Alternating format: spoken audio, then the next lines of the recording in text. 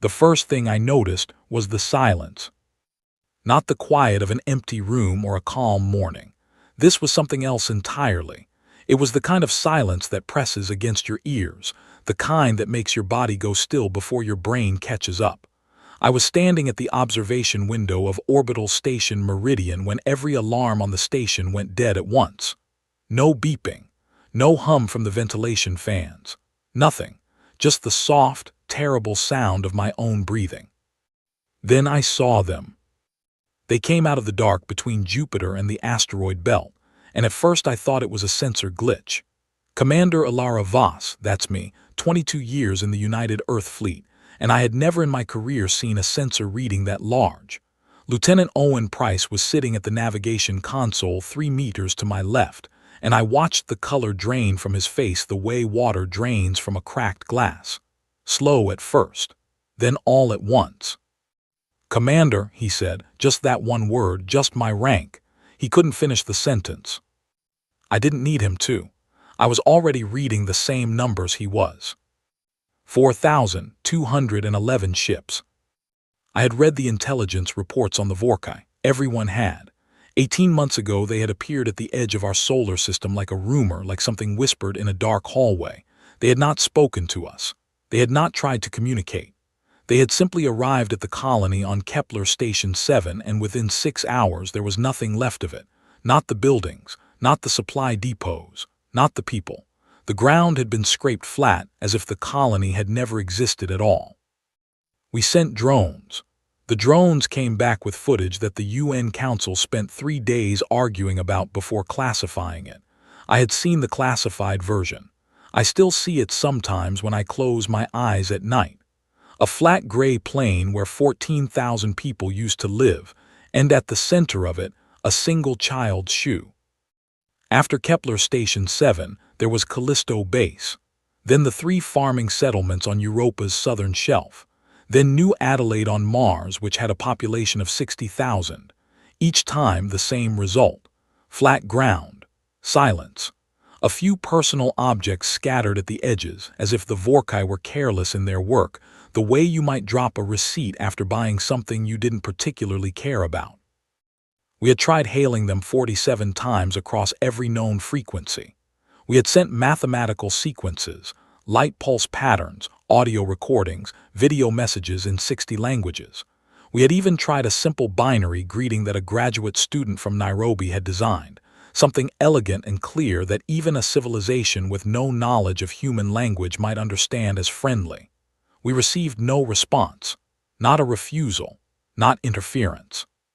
Simply nothing, as if our signals were insects buzzing against the hull of something enormous and indifferent. The word the analysts used was harvesting. The Vorkai were not conquering territory. They were not building an empire. They were moving through the solar system the way a farmer moves through a field, taking what they wanted, leaving what they didn't, and not giving a single thought to what the field might feel about it. That was the word that stayed with me. Harvesting. As if we were a crop. As if humanity, with all its cities and its music and its arguments and its history and its love, was something you could simply pick and carry away. I had a daughter. Her name was Nora. She was 9 years old and she lived in Sydney with my mother, and 3 weeks before the Vorkai arrived above Earth, she had sent me a drawing of our family. She had drawn me in my uniform, standing very straight, with a big yellow star behind me. She had written at the bottom in her careful, slightly crooked letters, "My mum protects the stars." I had folded that drawing and put it in the inside pocket of my jacket, right against my chest, where I could feel the edge of the paper when I breathed. I was feeling it now. Lieutenant Price finally found his voice. "Commander, they're not stopping. They cleared the Mars orbital corridor 12 minutes ago. Trajectory is direct. They're coming straight for us." "I know," I said. "All 4,000 of them." "I know, Owen." The station intercom crackled and Director Caleb Morton's voice came through from the command bridge. Morton was the senior UN liaison on Meridian, a tall, gray-haired man from Edinburgh who had spent 30 years negotiating trade agreements between Earth's nation-states and who, in my experience, was almost impossible to frighten. His voice was frightened now. "Commander Voss, we need you on the bridge immediately." I took one last look at the observation window. The Vorkai fleet was not yet visible to the naked eye, but I knew it was there the way you know a storm is coming before you can see it. You feel it in the pressure of the air. You feel it in the way the light changes. I turned and walked to the bridge. The UN Emergency Council was already assembled in a remote session on the main screen, 23 faces in a grid, people from every nation on Earth who had been pulled from their beds or their offices or wherever they had been when the alerts went out. They looked frightened. Some of them looked angry. One of them, a woman named Minister Priya Akaffer from the Global Defense Committee, looked the way I felt, completely calm on the outside and completely terrified on the inside. The vote was quick, 11 in favor, 1 abstention, no votes against because there was nothing to vote against. There was no other option on the table. The final message would be sent. It had been written 14 months ago by a small team that had worked in a basement facility in Geneva with no windows and no public record. I had been part of that team for 6 weeks before my posting to Meridian. The message was not a poem. It was not an appeal to mercy. It was not a speech. It was a list. A very clear, very precise, very carefully worded list of exactly what humanity had built in secret over the past 11 years, and exactly what we were prepared to do with it if the Vorkai did not stop. The council wanted me to read it, not a recording, not a text transmission, a live broadcast, voice and video, on every frequency we could reach, directed at the Vorkai fleet and, incidentally, at every other signal receiver in the solar system. "Why me?" I asked Morton, though I already knew the answer. He looked at me steadily. "Because when you speak, Commander, people believe you." I thought about that for a moment. Then I nodded and went to sit in the broadcast chair.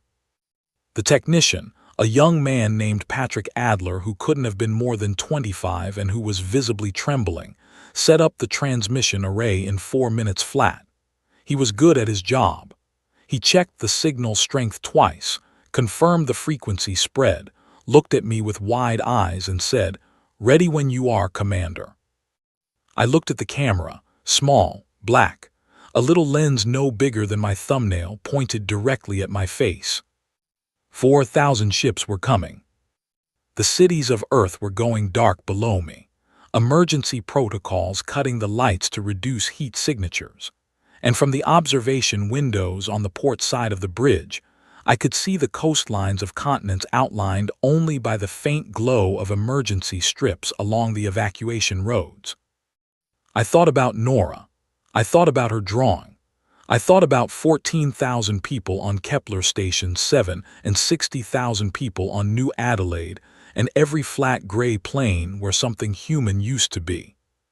Then I looked at the camera and I began to speak.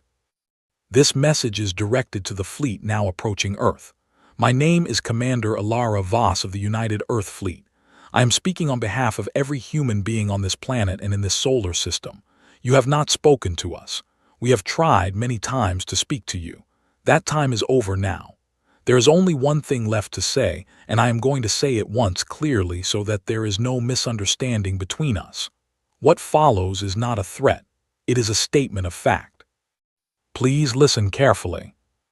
I paused, I breathed, I kept my eyes on the camera. "Stand down or face annihilation." Then I kept reading, every word of the list, every system, every weapon, every number. My voice did not shake. My hands folded in my lap below the camera's view were a different matter, but my voice did not shake. When I finished, I nodded to Patrick Adler and he cut the transmission. The bridge was absolutely silent. 72 seconds passed. I counted them. Then Lieutenant Price looked up from his console. His face had gone past frightened into something I didn't have a word for. "Commander," he said, "they're accelerating." I stood up from the broadcast chair. I straightened my jacket. I felt the edge of Nora's drawing against my chest. "Then we begin," I said. The message had taken 11 minutes and 40 seconds to deliver. I know because Patrick Adler told me afterward when it was over, when we were all still alive and still trying to understand how that was possible. 11 minutes and 40 seconds. The longest 11 minutes of my life, and I have had some long ones. But the Vorkai did not stop, and so what came next began. At 3:47 station time, I gave the order to activate the deadfall array.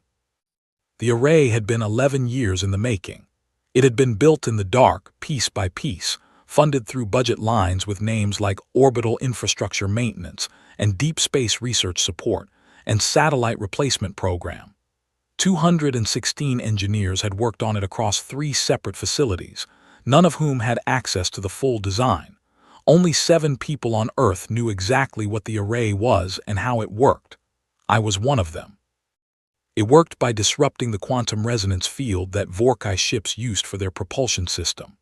We had figured that much out from the wreckage they left behind on Europa, fragments of hull material that our scientists had analyzed for 9 months before one of them, a physicist from Oslo named Dr. Ingrid Holt, had an idea in the middle of the night and written it down on a napkin, and then sat very still in her kitchen for a long time before calling her supervisor. The array didn't fire a beam. It didn't launch a projectile. It simply sent a pulse, a very specific frequency pulse, and if the pulse hit a Vorkai propulsion core at the right angle, the core would fail. Catastrophically. I gave the order. Patrick Adler relayed it. 3 seconds later, the array fired. The first Vorkai carrier went dark before any of us on the bridge had fully exhaled. It was not dramatic, not from our distance. The ship simply stopped moving. Then, 60 seconds later, it came apart, quietly, in slow pieces that spun off into the dark like seeds from a broken flower. There was no fire in space, no explosion, just a silent unfolding, a ship that had been solid becoming fragments, becoming debris, becoming nothing. Owen Price said, very quietly, 1. Then the array cycled and fired again. The second carrier went the same way. Then the third, each one silent, each one certain. The array had a charge cycle of 90 seconds, and we had 412 firing solutions pre-calculated and loaded. We had done the math 11 years ago in a basement in Geneva. We had planned for every angle of approach, every possible formation, every contingency we could imagine. What we had not planned for, what no one had planned for, was that the Vorkai would figure out what we were doing after the third ship. They were not slow, I will give them that. They were not slow at all. Within 4 minutes of the first array pulse, the Vorkai fleet began to shift formation. They spread out, widening the gaps between ships to reduce the chance of a single pulse hitting multiple propulsion cores. They also began, and this is the part that told me we were dealing with something that thought, something that adapted. They began rotating their ships continuously, so that the propulsion cores were never presenting the same angle for more than a few seconds at a time.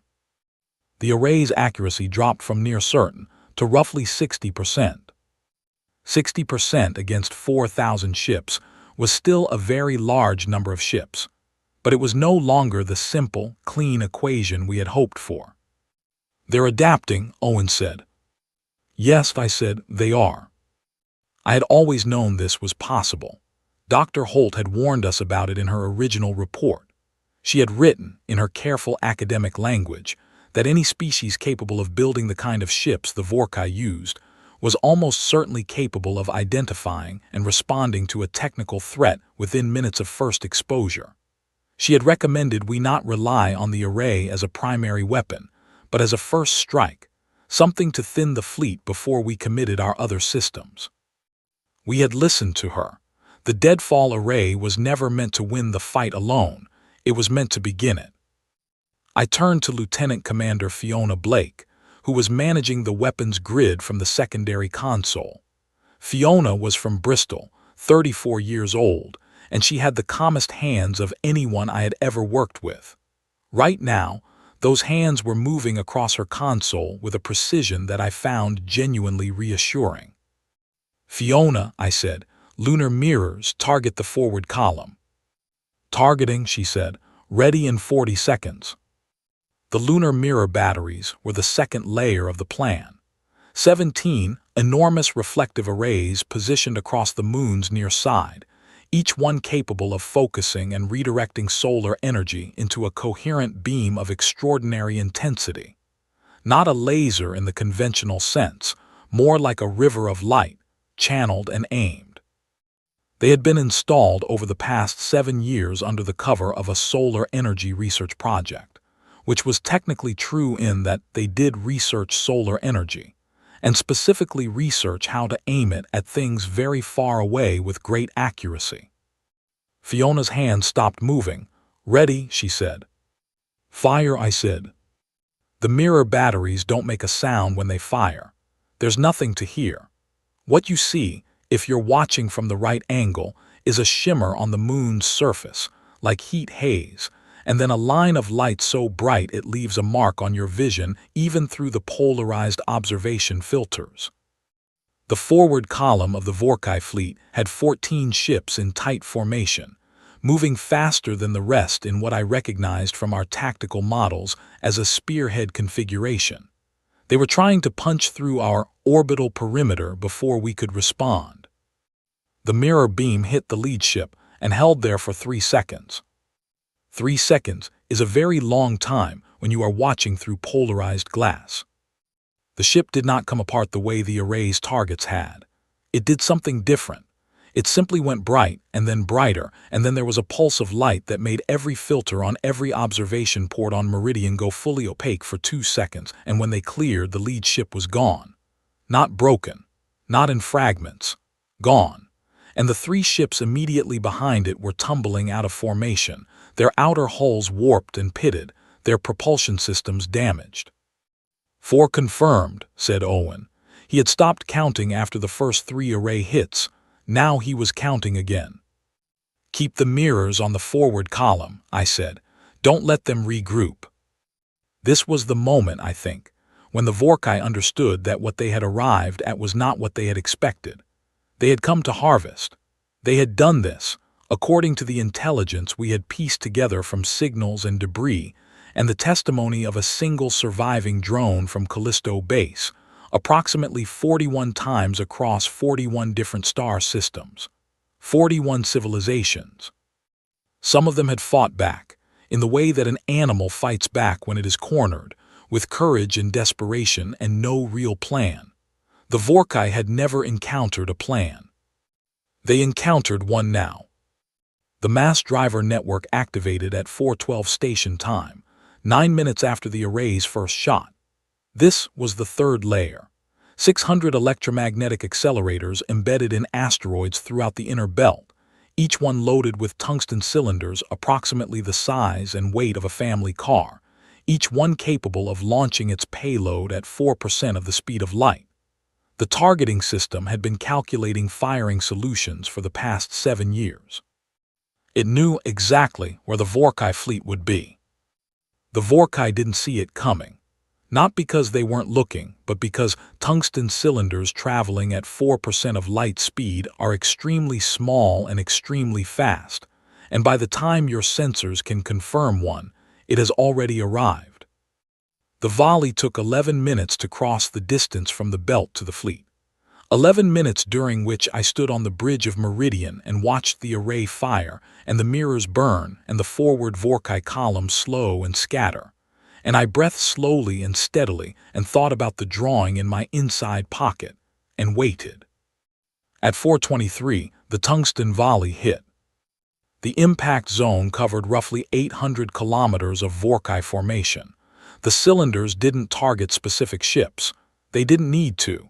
At that density and that speed, the impact probability of any given cylinder hitting something was high enough that the mathematics became simple, brutal, clean. In 4 seconds, 214 Vorkai ships were destroyed or critically damaged. The bridge erupted. I don't mean that in a bad way. I mean that everyone on the bridge made some kind of sound at once, a collective exhale that had been held since 3:47, a sound that was not quite a cheer and not quite a cry but something in between, something deeply human that I didn't have a word for. I didn't make the sound. I watched the numbers update on my screen. 3,744 Vorkai ships remaining, still more than enough to end everything on Earth's surface if they chose to commit to it. Still advancing, though the forward column was now in pieces. Still adapting. Fiona Blake looked up from her console. There was something in her expression that I hadn't seen there before. A kind of hard, bright hope that was more dangerous than despair, because despair sits still while hope keeps moving forward. "They're changing formation again," she said. "They're consolidating, pulling back the outer wings and compressing the center. Commander, they're forming a wedge." I knew what a wedge meant. It meant they were done maneuvering, done adapting to our weapons. It meant they had decided to simply drive forward through whatever we could throw at them and accept the losses and reach the surface. It meant they were still coming. "How long until they reach low orbit?" I asked. Owen checked his screen. "At current acceleration, 4 hours, 18 minutes. 4 hours. I had 4 hours to decide whether what we had done was enough, or whether we needed to use the final clause of the Roanoke Protocol. I sat down in the command chair. I folded my hands in my lap, the same way I had folded them during the broadcast, below the line where anyone could see them. Then I started thinking. The next 4 hours were the longest of my life. I have said that before, about the 11 minutes of the broadcast, and I meant it when I said it. But 4 hours is a different kind of long. 11 minutes of standing still. 4 hours of moving constantly, adjusting, responding, watching the screens, listening to reports from Owen and Fiona, and the 12 other officers on the bridge who were all doing their jobs with a focus and a steadiness that I will carry in my memory for the rest of my life. The array kept firing. Every 90 seconds, another pulse, another hit, another Vorkai ship failing silently in the dark. The rotation trick they had adopted reduced our accuracy, but we were still landing roughly 55 to 60% of shots, and the crews running the array from the ground facility in Iceland were not resting. They had brought in 3 additional targeting teams and were hand-calculating correction adjustments for the rotation patterns they observed in the Vorkai formation, feeding the updates into the array's targeting system in real time. I know this because Dr. Ingrid Holt herself was leading those teams. She had driven to the facility from Reykjavik at 3 in the morning when the alerts went out, and she had sat down at a terminal with a cup of coffee and started working, and she did not stop working for the next 31 hours. I didn't know that at the time. I found out afterward, but it matters in the telling of it because it is a very human thing to do, to drive through the dark to a facility in Iceland and sit down and start working because you built the thing and you want to make sure it works. The mirror batteries continued their sweep through the forward Vorkai column. The column was no longer a column. It was a scatter of individual ships, some of them moving erratically, some of them holding still in ways that my tactical officers found difficult to interpret. Lieutenant Marcus Webb, who had been studying Vorkai ship behavior since Callisto, suggested they might be damaged ships whose crews were attempting repairs. Lieutenant Dana Kellerman, who had a more pessimistic turn of mind, suggested they might be ships whose crews were already gone, drifting. Either way, they were no longer a spearhead. At 6:11, something new happened. A single Vorkai ship, smaller than the carriers, approximately the size of one of our own frigate-class vessels, broke away from the main formation and moved toward Meridian directly. Not in a combat approach. It decelerated as it came closer, which is the opposite of what you do when you're attacking something. It came to a stop approximately 200 kilometers from our hull and simply held there. Owen Price stared at his screen for a long moment. "It's not targeting us," he said. "It's not charging weapons, it's just sitting there." "Is it broadcasting?" I asked. He checked. "Yes, on a frequency we haven't heard them use before. Narrow beam pointed at us." I looked at Marcus Webb. Marcus had a background in xenolinguistics, which is the study of potential non-human communication systems, a field that had been largely theoretical until 18 months ago and had since become very suddenly practical. "Can we decode it?" I asked. He was already working. "Give me a few minutes." I gave him 6. In those 6 minutes, the main Vorkai fleet continued its advance, and the array continued firing, and the mirror batteries swept slowly across the formation, and 2 more Vorkai carriers went dark. But the small ship held its position 200 kilometers off our hull, broadcasting steadily, and I felt something I had not felt since this began. I felt curious. Marcus looked up. "I can't decode the content," he said. "Not yet, but the structure of the signal, it's organized, it's intentional, it's not random noise, and it's not a weapon frequency. Commander, I think they're trying to talk to us." The irony of this was not lost on me. 47 times we had tried to talk to them. 47 times they had said nothing. We fire 300 of their ships out of the sky, and suddenly they want a conversation. I did not say this out loud. It was not the right moment for observations of that kind. "Keep trying to decode it," I said, "and keep tracking that ship."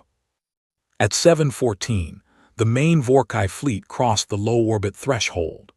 They were close enough now that the ships were visible to telescopes on the surface.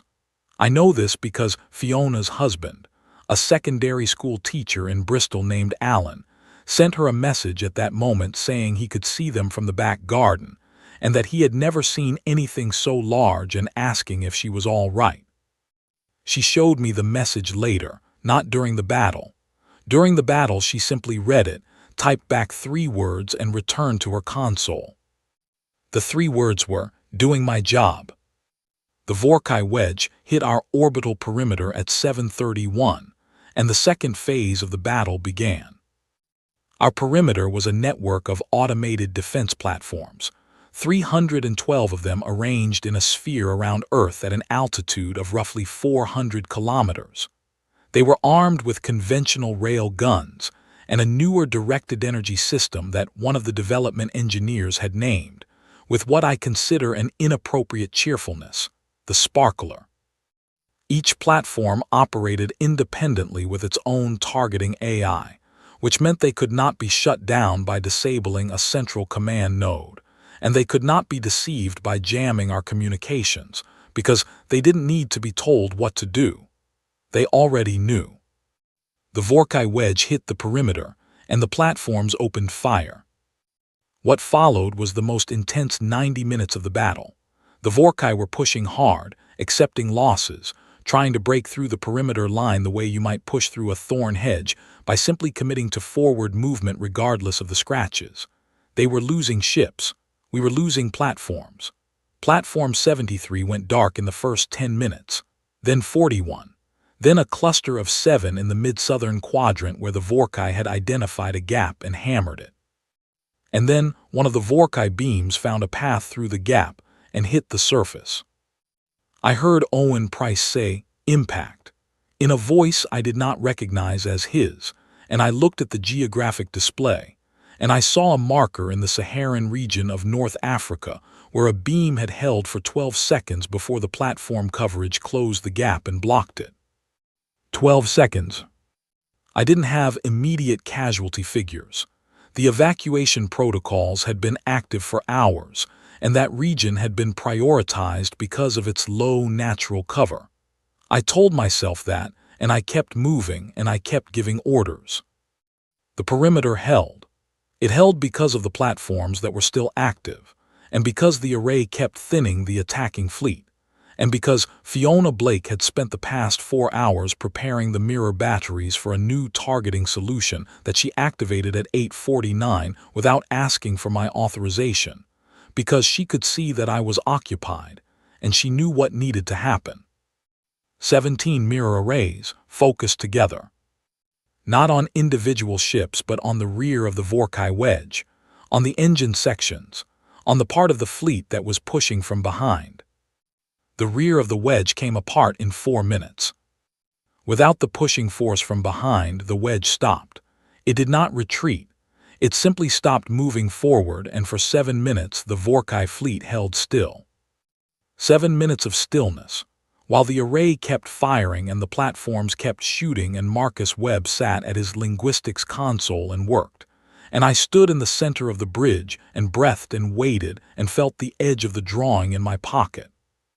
Then Owen said very quietly, "Commander, the outer wings are pulling back." I looked at the screen. He was right. A third of the fleet, the ships that had stayed back and watched while the wedge drove forward, were moving, not toward us, away from us, back toward the dark between Jupiter and the asteroid belt. A third of the fleet was leaving. I didn't let myself feel anything about that yet. What about the center? "Holding position," Owen said. "No advance, no retreat." "And the wedge?"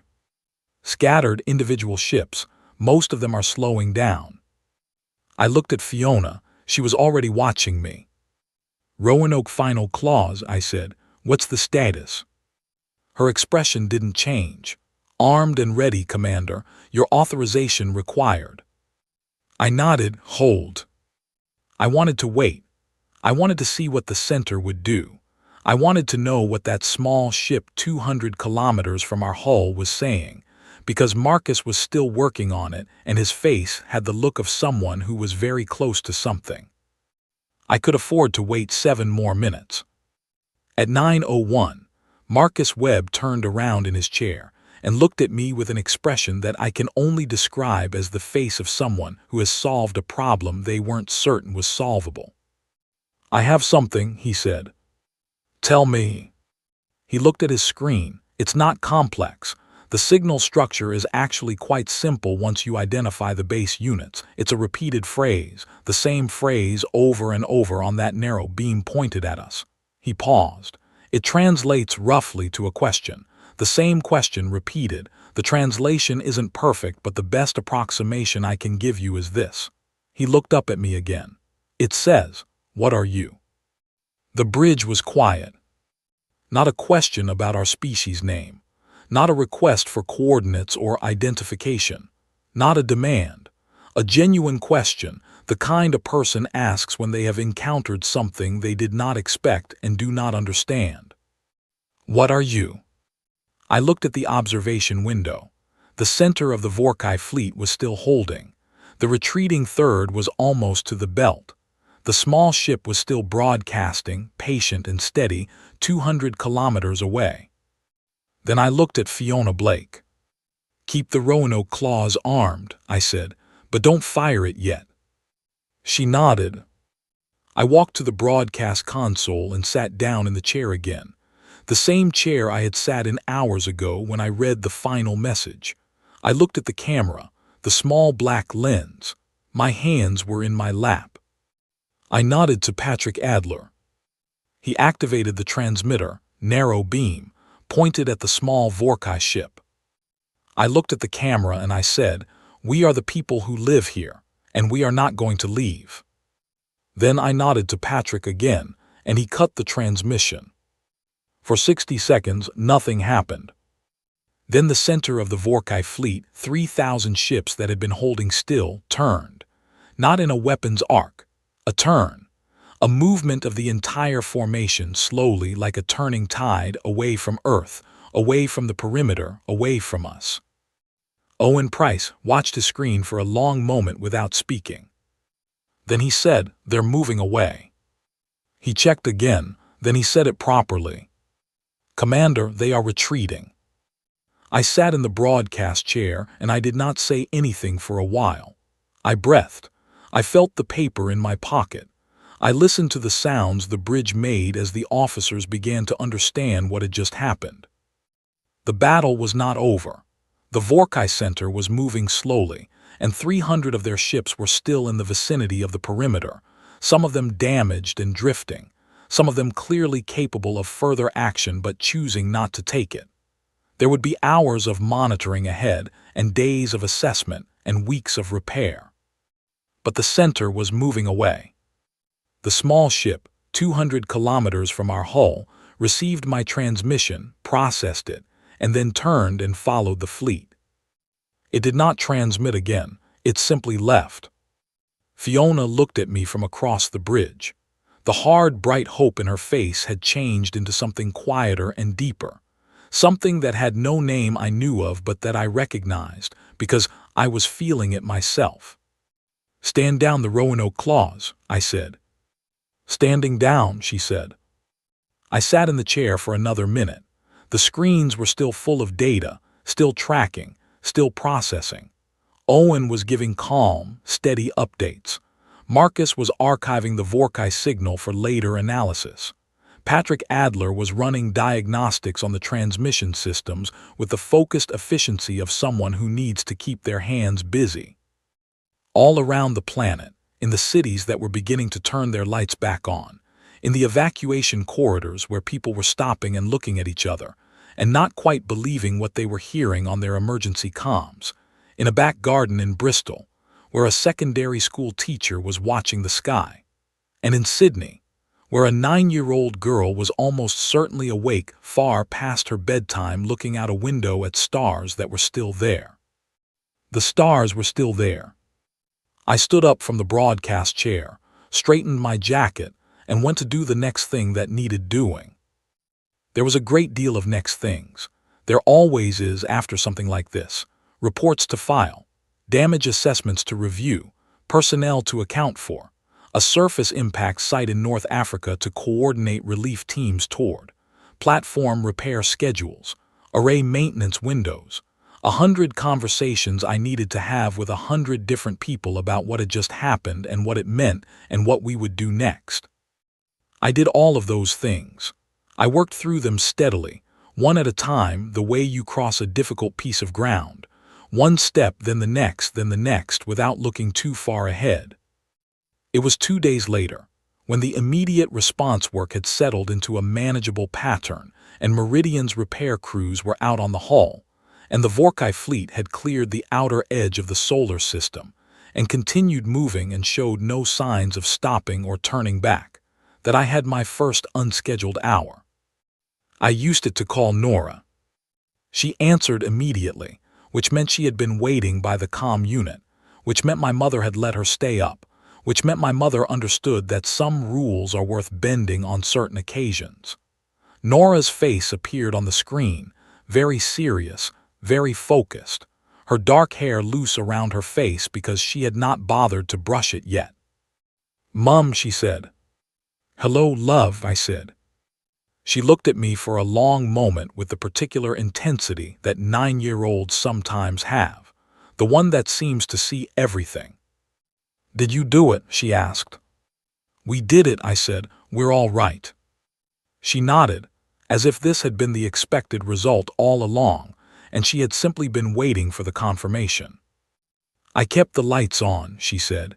"Grandma said to turn them off because of the protocol, but I kept my bedside light on, so you could see it." I could not have seen a bedside light in Sydney from Meridian. Nora knew this perfectly well. It didn't matter. "I saw it," I said. She smiled. It was her real smile, the one that looked exactly like her father's had, the wide one that reached all the way up to her eyes, and I felt something in my chest loosen after days of being held tight. 3 days after that, the Vorkai transmitted again. Not a narrow beam, not a repeated question. A wide broadcast, the same all-frequency approach we had used for our initial hails, directed not just at Earth but outward, into the wider dark of the galaxy. Marcus Webb decoded it in 40 minutes. He brought the translation to me in person, printed on paper, which told me he thought it was important enough to carry physically. He placed it on my desk and stepped back and waited. I read it. It was short, 22 words in the best translation Marcus could construct.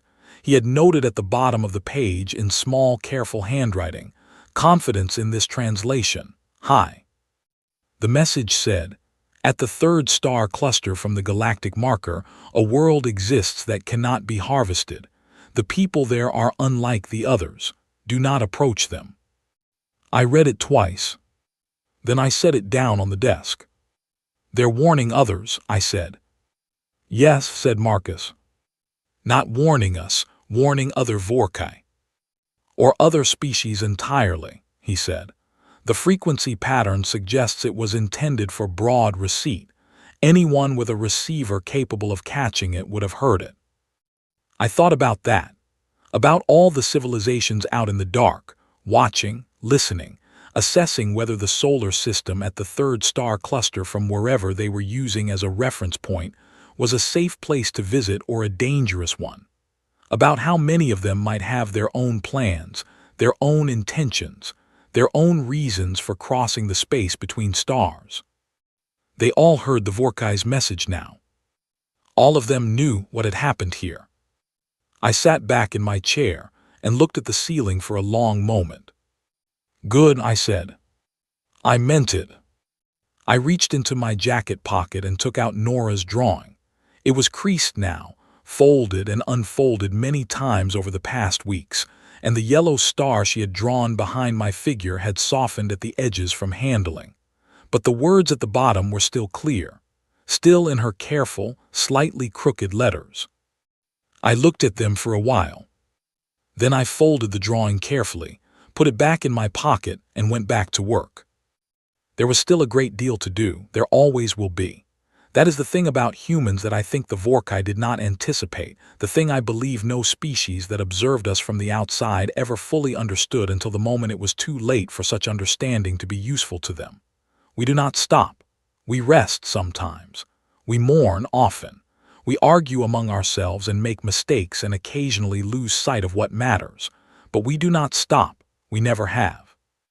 We look at the dark and we build something to push it back.